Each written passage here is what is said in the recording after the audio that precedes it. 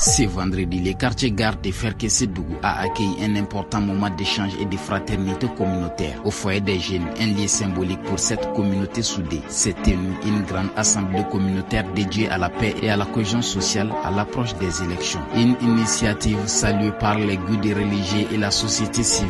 Ici, musulmans et chrétiens ont parlé d'une seule voix, celle de vivre ensemble.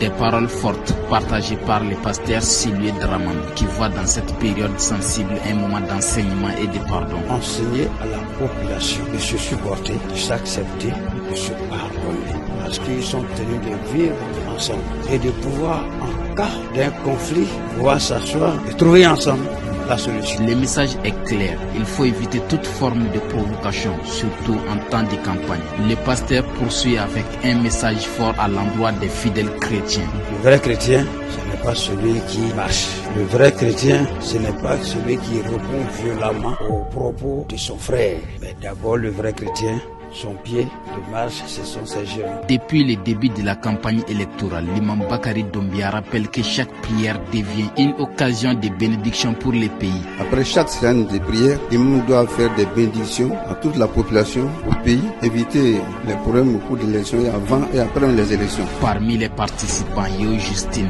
citoyenne engagée, appelle à plus d'écoute, de respect et de liberté de choix. Selon moi, il doit y avoir de l'entente, la communication et puis le bien-être de chacun. Chacun est libre de choisir son candidat. À Ferkessédougou, la voix des leaders religieux et des citoyens résonne comme un appel à la sagesse. Dans un pays riche de sa diversité, cette assemblée est un rappel fort. La paix ne se négocie pas, elle se cultive ensemble chaque jour. Ici, la foi et la citoyenneté marchent main dans la main vers une élection apaisée.